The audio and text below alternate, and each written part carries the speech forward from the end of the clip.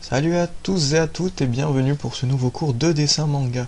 Aujourd'hui, qu'allons-nous apprendre? Nous allons apprendre à dessiner les vêtements. Donc je vais vous montrer un peu les bases et on va commencer d'abord par les bases pour faire de l'effet sur le tissu, montrer un petit peu comment ça marche et après on va prendre un exemple très simple, très basique, j'ai trouvé pour une tenue de personnage manga, la tenue d'écolière habituelle qu'on rencontre souvent.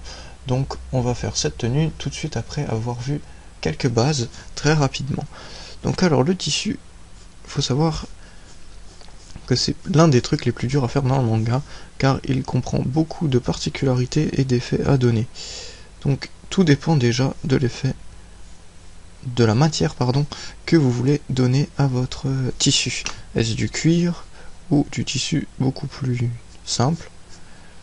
Là, on va voir que je fais du tissu beaucoup plus simple. Donc, il faut vraiment donner des courbes assez amples pour donner du mouvement à votre tissu.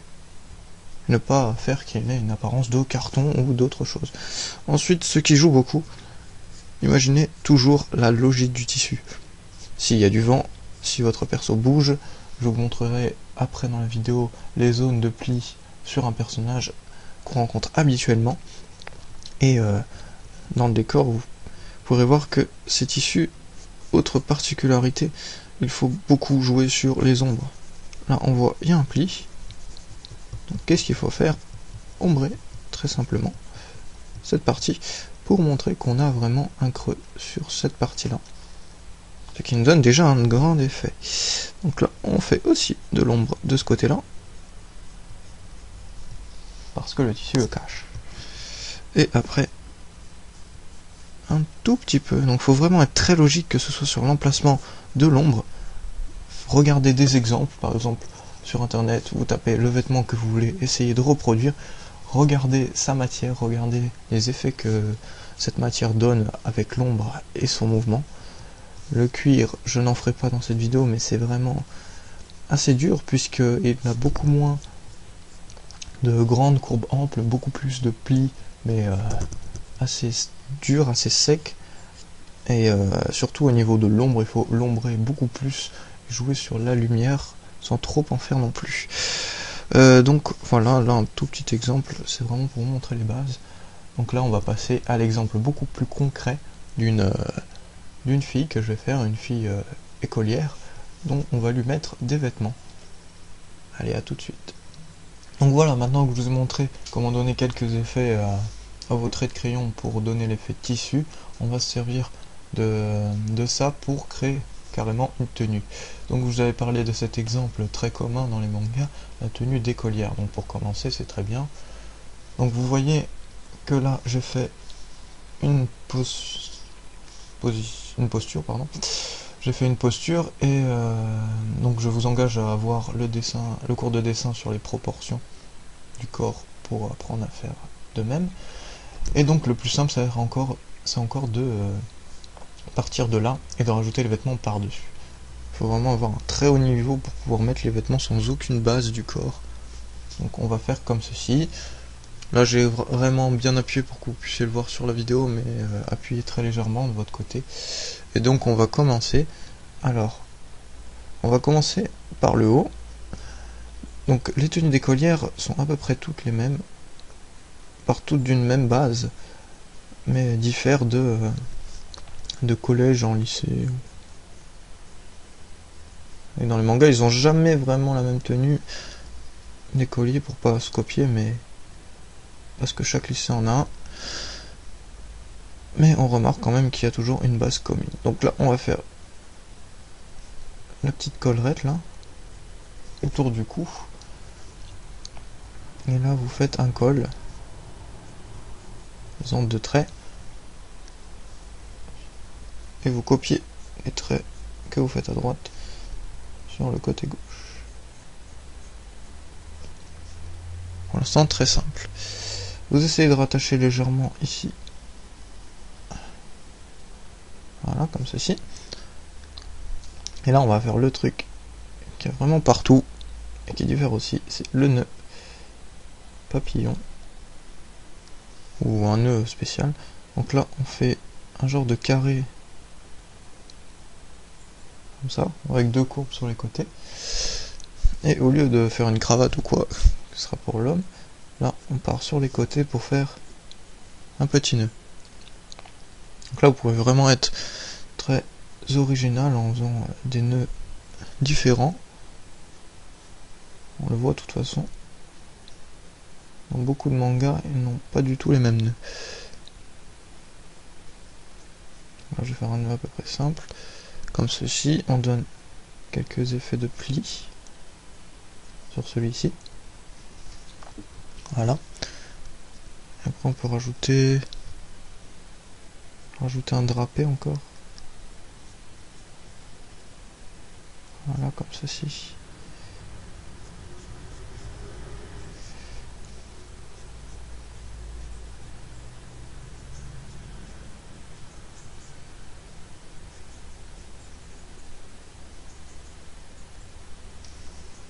Voilà, on a déjà le nœud papillon. Donc vous voyez le drapé, j'ai fait quelques courbes ondulées pour donner un effet de mouvement, et une petite courbe pour donner un peu de volume à ceci. Ensuite, là comment je vais faire, vous voyez qu'il y a une chemise, une veste et tout. Là je vais faire une chemise avec une petite veste sans manches. Et là aussi, l'originalité est de mise, vous pouvez à partir de ces éléments créer votre tenue. Donc on va faire un peu les bases de la veste pour pouvoir placer la chemise en dessous. Et là, sur les épaules, on fait la veste. Ouais, je m'arrête à peu près au niveau du bas de l'épaule, comme ceci, car la veste va venir sur le sein. Ensuite, on passe, donc la veste passe par ici. On fait de même de l'autre côté, s'arrêtant en haut du sein, donnant un peu de volume au-dessus du corps. Faut pas vraiment rester sur les traits du corps, mais un peu au-dessus, parce que le vêtement n'est pas collé sur la peau. Il y a un peu de volume tout de même. Et là, on fait un deuxième trait. Donc ici, vu que c'est une veste écolière, c'est très strict, il n'y a pas trop de volume encore. Et on va faire donc ceci. En donnant, vous voyez une petite courbe, vu que le sein donne un peu de volume. Il faut vraiment prendre en compte ça. Je voulais faire un personnage assez gros aussi, ça marche. Pareil.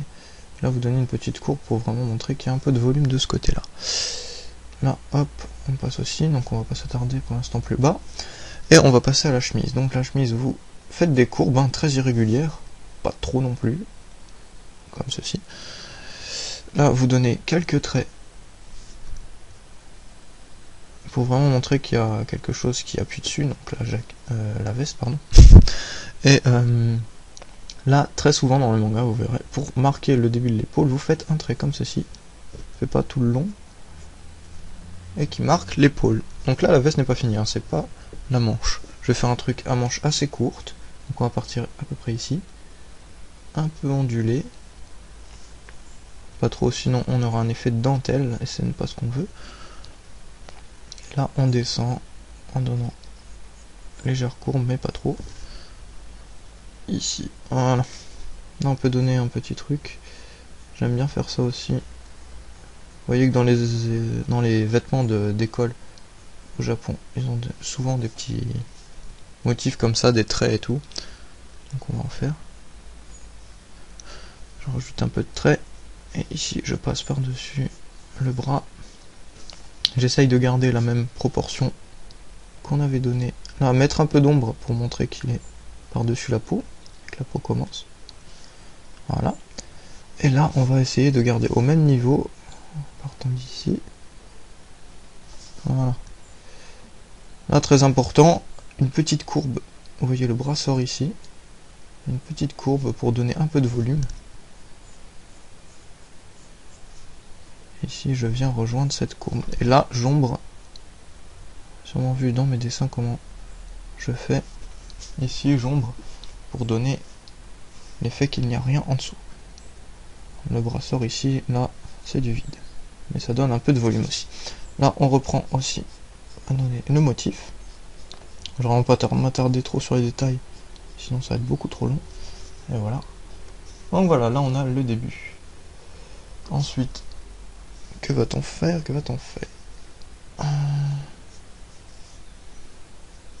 Donc on va descendre la veste, vu qu'on a quasiment fait le haut en entier maintenant. On peut donner un petit peu d'effet ici, pour montrer que c'est toujours la chemise, et là, la chemise, c'est pas la peau, donc on fait un petit collier de chemise, comme ceci. Donc ça donne déjà mieux. Et on va descendre, vous voyez ici, j'ai fait un tout petit trait, je sais pas si on le voit très bien. Et ce trait marque le début de la jupe. Donc la chemise va passer, enfin la veste pardon, va passer, on la courbe un petit peu encore, un petit peu par-dessus. Elle va pas s'arrêter pile au niveau de la jupe, mais un peu par-dessus. Et elle va descendre, on donne un peu encore un effet comme ceci. Et là, donc très important. Donc attendez, j'ai oublié, c'est les points de pli. Les points de pli sont très importants et ils sont à peu près toujours les mêmes. Là, vous allez avoir plusieurs points de pli. Donc les points de pli, c'est où vous allez devoir mettre plusieurs effets de pli avec vos traits, comme on l'a vu au début de la vidéo. Ici, sous les épaules, où il y a du mouvement, très logiquement. Au coude, là, il n'y a pas de manche longue, donc je n'en ferai pas. Mais il faudra en faire aussi. Et les seins aussi apportent un peu de pli, mais n'abusez pas trop. Donc là, vous pouvez mettre un peu de pli, montrer le mouvement, que ça tire sur le vêtement. Ensuite, il y a aussi là la courbure des personnages. Donc là, on en fait un petit peu. Voilà. Comme ceci. Là, je suis encore trop collé au corps, mais bon, on va dire que c'est un peu moulant. Voilà.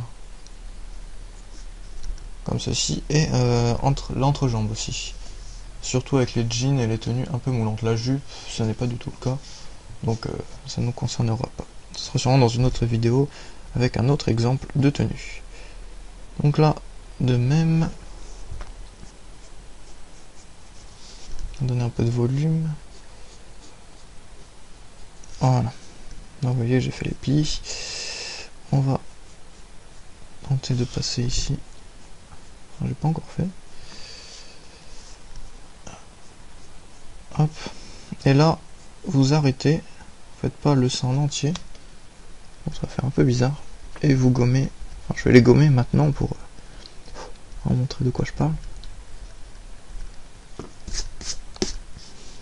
Donc attendez, je vais devoir repasser ça. Voilà, et vous faites juste un petit peu là. Là, vous donnez vos effets de pli. Et vous rentrez juste un petit peu sur le vêtement. Vous ne faites pas à l'entier. Voilà, vous voyez que ça donne déjà un peu mieux. Donc, ensuite, là on va rajouter quelques boutons à intervalles réguliers. S'il y a une courbe, vous suivez la courbe. Là, sur ces vestes-là, il y en a toujours deux rangées de boutons. Pour être 2 fois plus embêtant à mettre, mais bon, c'est comme ça. Je sais pas trop comment ça marche. Voilà, donc là, on est arrivé, on a fait la veste. Ensuite, on va passer à la jupe. Donc la jupe, très simplement.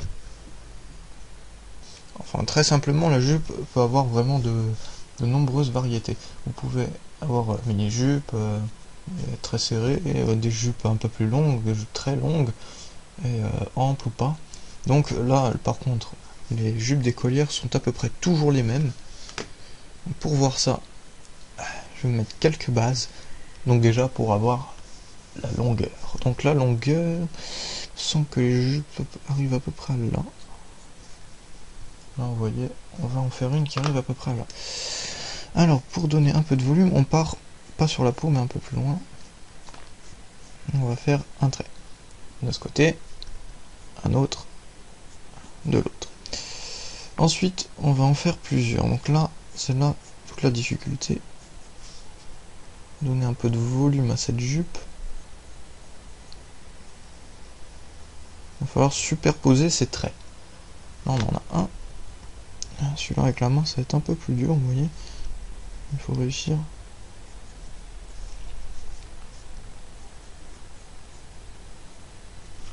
Voilà. Comme ceci. Il faut garder à peu près la même. Vous superposez ces traits en détachant l'un et l'autre. Vous voyez, vous faites pas à la même longueur. Un peu plus, un peu moins. Qui va vous permettre que cette jupe ne fasse pas net et plusieurs morceaux de tissu se détachent. Et vraiment donner l'effet que l'on veut. Vous faites des segments, si on peut appeler ça comme ça, de différentes largeurs, ce n'est pas très grave. Alors, attends.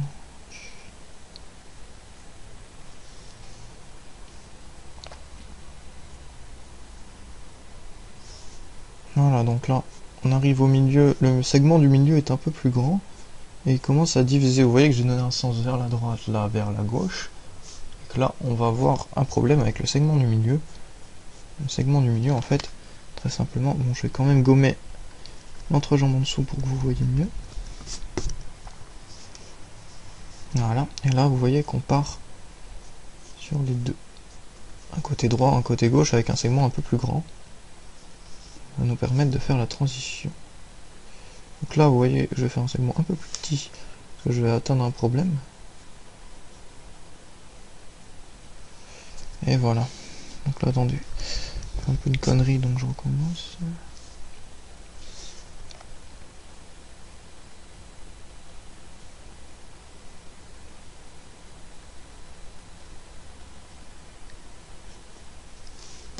Voilà.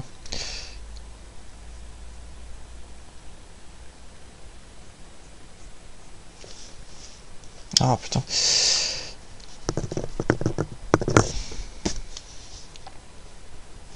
Voilà ce qu'on peut donner à une jupe. Oh, attendez, parce que là je trouve que ça fait pas très bien. Je vais mettre ce morceau.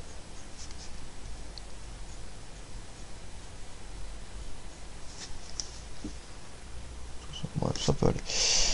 Donc voilà, alors on a une jupe. Donc après ces traits, vous voyez que là j'ai pas rejoint tous les traits. Vous pouvez les remonter très haut ou pas. Et les laisser joints ou non. Vraiment le style que vous voulez donner. Là on a cette jupe. Et on va passer donc au pied maintenant. Alors pour les pieds, donc vous voyez j'ai fait les jambes ici et là j'ai fait une esquisse très simple des pieds, juste pour nous donner une base. Donc alors vous avez sûrement remarqué que les écoliers au Japon ont des très grandes chaussettes, donc on va déjà commencer par ça, des chaussettes montantes qui arrivent juste en bas du genou. Il y a plusieurs styles, vous pouvez faire ample, si vous voulez faire une élève, ça dépend encore hein, du style de personnage que vous voulez faire. Donc une élève sérieuse, normale, donc aura des chaussettes assez serrées. Si vous voulez la faire rebelle ou quoi, essayez un autre style. Là, vous voyez, c'est l'un des seuls vêtements qu'on voulait faire vraiment serré, qui ne va presque pas avoir de plis, surtout les chaussettes, et qui va vraiment être collé à la peau, à la proportion qu'on a faite juste avant. Donc pour vraiment ressortir cette chaussette, on va quand même ombrer sur ses côtés, remarquer qu'il y a quelque chose. Mais pas trop, sinon ça pourrait passer pour une chaussure ou pour une botte. Et là, on va faire ceci. Très peu d'effet. Et on va faire une chaussure, donc chaussure d'écolière, hein, très classique, avec une languette ici, une sorte de scratch qui vient se placer là.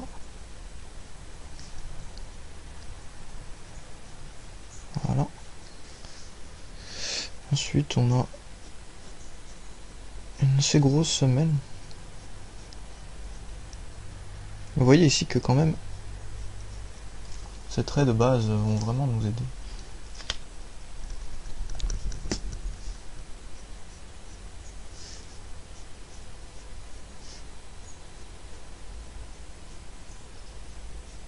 pas m'attarder trop dans les détails des chaussures non plus. Pas faire ultra détaillé, vous pouvez vraiment après jouer sur des détails énormes. C'est vraiment pour les bases. Donc comme je disais, cette vidéo sera la première d'une série où je ferai surtout des exemples. Je ne peux pas faire tout d'un coup. Donc là vous avez l'exemple d'une tenue d'écolière très normale, basique quoi. L'exemple le plus basique que j'ai pu trouver. Après je vous ferai peut-être une tenue d'écolier d'homme, mais bon, je vais essayer de faire après d'autres tenues un peu plus street, un peu plus très différentes l'une de l'autre, pour vraiment avoir des modèles pour vous qui soient le plus utile possible à la création d'un personnage. Donc là je pense qu'on va passer en speed draw.